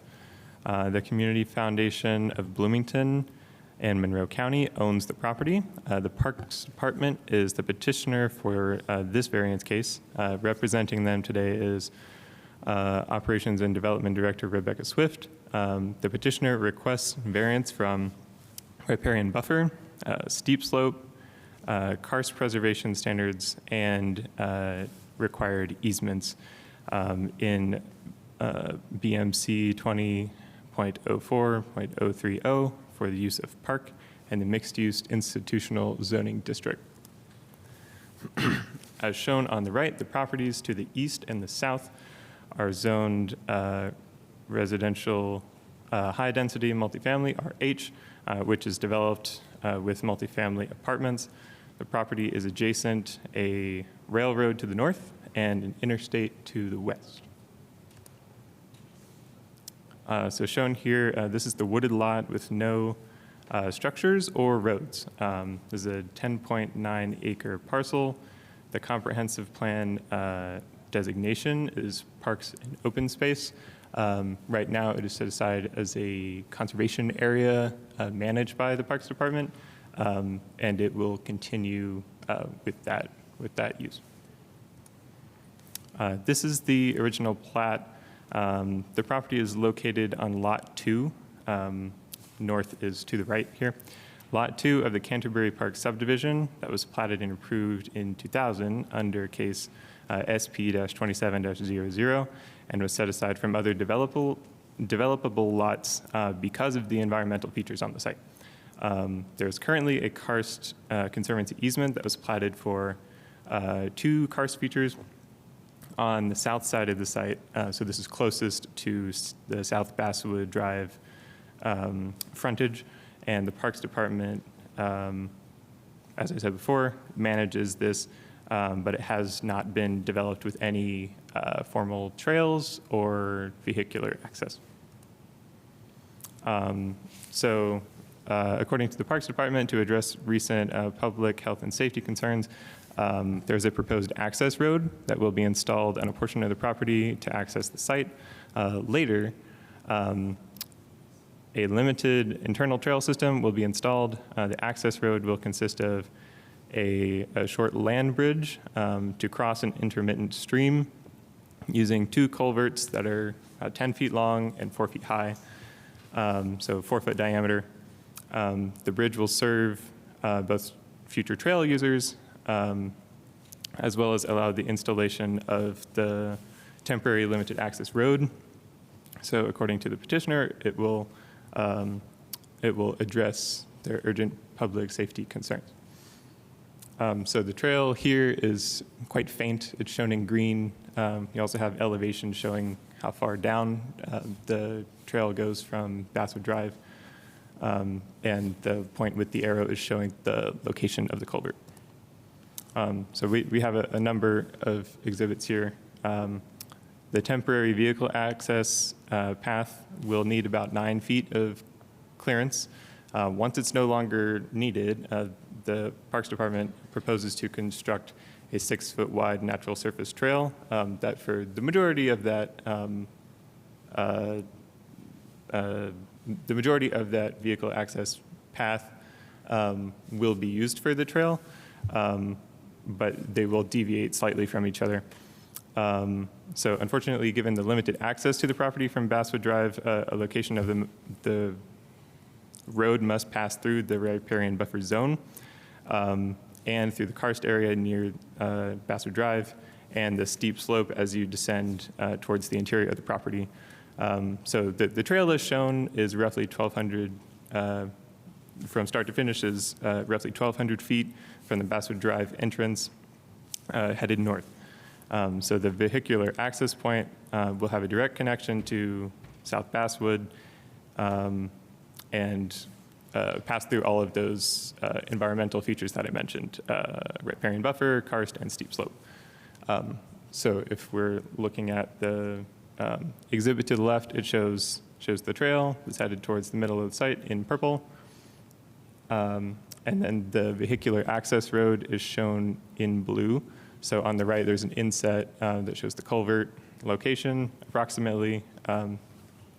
And the vehicle route takes a slightly different path to accommodate the larger vehicles. And then moving forward, the more sustainable descent includes switchbacks for trail users to be more cognizant of that slope there, and it's a safer way to get down. So along with the trail, these exhibits show elevation, karst buffer, slope, and riparian buffer. The petitioner proposes to restore any part of the vehicle access trail not used in the route for the hiking trail. The petitioner requests a variance from the requirement to establish easements for each of these features, the riparian buffer, karst, and steep slope. That would be required due to the proposed land disturbing activity in those areas.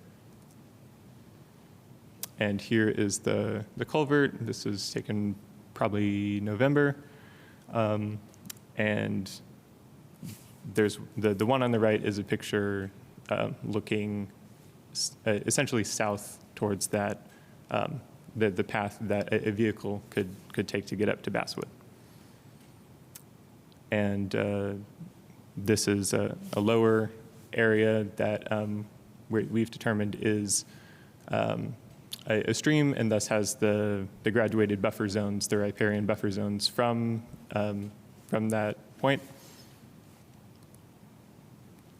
So I'm going to cover all 4 of these areas: the stream, the steep slopes, riparian buffer zones, karst, and easements, going one criteria at a time of the 3. So staff found that the disturbance of the steep slope area will not have a negative impact on public health, safety, morals, and general welfare. Parks proposes to stabilize and restore the vehicle route that's not used for the surface trail, and the culverts were deemed by the City of Bloomington Utilities to be a sufficient size for the intermittent stream and are not expected to clog or impede the flow of water going forward. And the trail route is routed to minimize the destruction of vegetation in the buffer zones. In regards to karst easements for karst, the variance to allow disturbance within the 25 feet of the last closed contour of the karst feature is not expected to negatively impact the community. The petitioner does not propose any disturbance in the karst areas beyond what is necessary to provide access to the site from Basswood. The route minimizes disturbance, and the plan is to have silt fencing to protect that karst feature as well.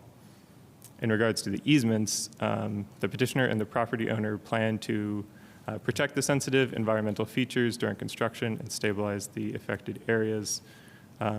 Disturbance is minimal and unlikely to affect the other properties. And these are just the areas that we're talking about again. For the second criteria, use and value, no adverse impact is expected for the steep slopes, as the vehicle route will be temporary and restored with erosion control blankets. The hiking trail switchbacks will be constructed in a sustainable and safe way for hikers, and the staff finds this will not have an adverse impact to the adjacent properties, as any erosion or drainage concerns are mitigated. And for riparian buffer zones, the variance of work in the riparian buffer allow for only the culvert and the bridge, and there will not be a substantial impact. No structures are proposed, and the drainage has been deemed sufficient, and eventually it will provide a new public amenity. And as for the karst, no adverse impact is found. This is a relatively minimal disturbance and temporary. They also request relief to construct the vehicle access in the current karst easement near the front of the property. And once they install the hiking trail, that is already an allowable use for the current easement. So granting relief from the requirement to establish easements is not expected to be injurious to the public. It is already set aside as a passive park. The petitioner plans to protect these features going forward, so the neighboring properties are not expected to be adversely impacted. Platting of the additional easements creates an undue burden on the property that is not necessary at this time, given that, number one, the UDO restrictions that prohibit certain land disturbing activity already, and this would cross much of the property due to its unique topography. And the placement of this lot as a separate non-buildable lot provides adequate protection as it stands now. This, as I stated before, the sinkhole near Basswood is already protected in an easement, and we propose minimal, or staff finds that minimal disturbance is happening, and it is being properly mitigated during construction. For the third criteria, the strict application of the terms of the UDO will result in practical difficulties. We find that there is a practical difficulty for the steep slope, as in there's no practical way to access the property without crossing these steep slope areas. There is currently no vehicular access, which is a reasonable expectation for managing the property. And same goes for the riparian buffer zone. There's not a great way to access the property without crossing through this zone, as it kind of makes a horseshoe shape that encircles most of the property. So not being able to cross it essentially means you can't drive into the property at all, because it's got the railroad to the north and the highway to the east, which has no access. And for the karst features, again, the karst feature is immediately adjacent to Basswood Drive. So there's not really a way to access the site without crossing that existing easement or passing through within 25 feet of the last closed contour of the easements or of the karst features there. And lastly, for establishing new easements as required, we find that this is not not proportional to the limited scale of the project. So we find that establishing easements for all of these is not necessary. It would place much of the property into various restrictive easements that create practical difficulties in the use and maintenance of the property at a future time, and the scope is not threatening those environmental features now either. So moving on to recommendation, based on the written findings above, the department finds that BZA recommends that the BZA adopt the proposed findings for V-57-25 and approve the requested variances with the following conditions as listed on the screen. That concludes my presentation, and I'm happy to answer any questions. Okay, thank you, David. Is the petitioner in chambers come forward, sign in, and we'll get you started here in a moment. State your full name when you're ready.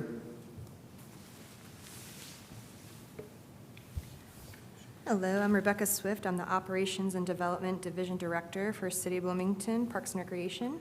Thank you. Do you affirm or attest the testimony you're about to give is the truth, the whole truth, and nothing but the truth? I do. You know the rules of this order, which is you have 20 minutes. What's not used initially can be used after public comment.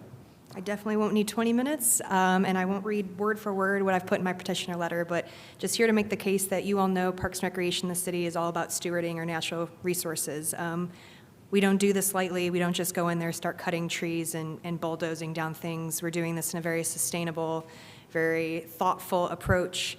And so as our planning department has told you, some of this is unavoidable disturbance, but I do assure you that we will go in there and restore any disturbance around the riparian corridor, the karst-sensitive features, as well as just the steep slopes in general. As well as that was stated, this was pretty unavoidable. We did look at every other opportunity to come in different sections of Browns Woods. This was the most straightforward and reduced the amount of disturbance in other areas, including a much larger floodplain off of the railroad corridor. I did try to approach the railroad. I did try to approach NDOT. They're not as easy to work with either. So working with also notifying the apartment complexes on the north and south, east and west portion of Browns Woods. They have been notified of what's going on out here, and just to acknowledge again, what was the reason for this, the health and public safety concern. We were going in there trying to actively manage encampment that was torn down, that was no longer active anymore, but still the impact of that couldn't just be ignored either. We needed to be able to get equipment in there in order to do a cleanup. So again, I wish I could say I brought everybody on foot traffic, but that was just not possible here. So again, requesting a variance from the disturbance going in through the riparian buffers, the karst, the steep slopes, and for future easements when I go in and put in a permanent hiking trail. So I know I'm disturbing it, and another reason why this situation became what it is because it was a dense set of woods that nobody was able to get into. So this hiking trail will both be a benefit to the community and also for the park manager as well as our first responders. Happy to answer any questions. Okay, thank you. You'll withhold 18 minutes that you may use after public comments. At this point, are there any questions from the board to the staff or to the petitioner? I just have a quick question. And it's not so much about the technicalities of the variance, it's just what's the intended purpose here? I mean, you guys have had a management agreement for this land for a long time. Is the goal here to make some modest improvements to create more access and activity within the park for the general public, not just the Basswood residents? Absolutely correct. So it is a public park and will remain publicly accessible, and this trail, once it's all said and done with the cleanup operations, will become publicly available. That's great. And so it's an added, amenity to this property that, for the most part, has had none, other than being a protected green space. Great. Any other questions for the staff or the petitioner?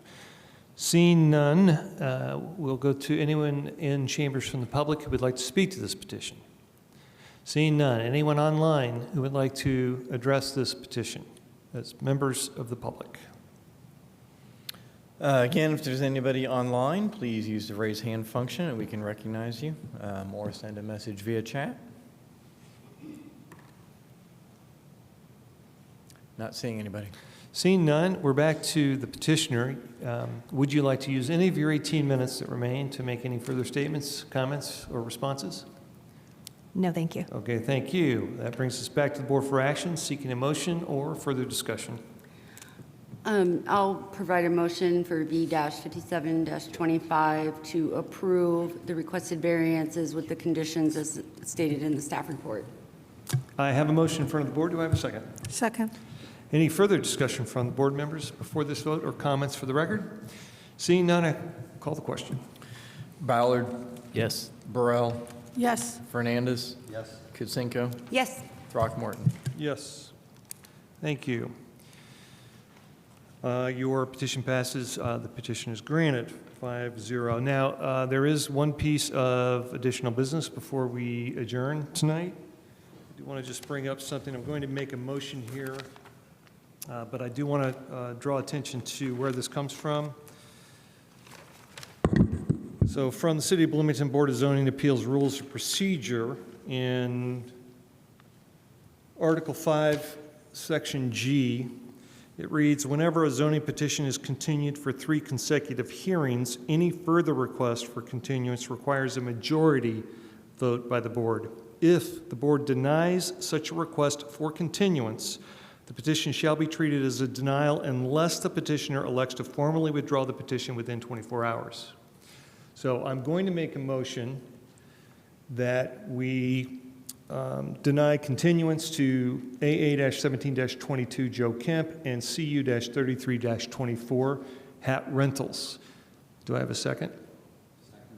Okay, further discussion on this is as follows.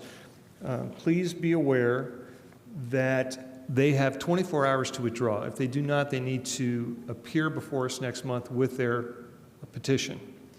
If they fail to do so, then they have officially withdrawn. Further is, in consultation with the staff, they are allowed to come to us and say they'd like to hear that within 2 months, because the rules do allow that they come back after 6. So any petition is denied, any action, they have to wait 6 months before they return, correct? If it's denied. Right, and by making this motion and this vote, we would be denying it. But I do want to stress that in Article 9, Section D, if further public discussion is warranted in the opinion of, I'm sorry, I just read the wrong one.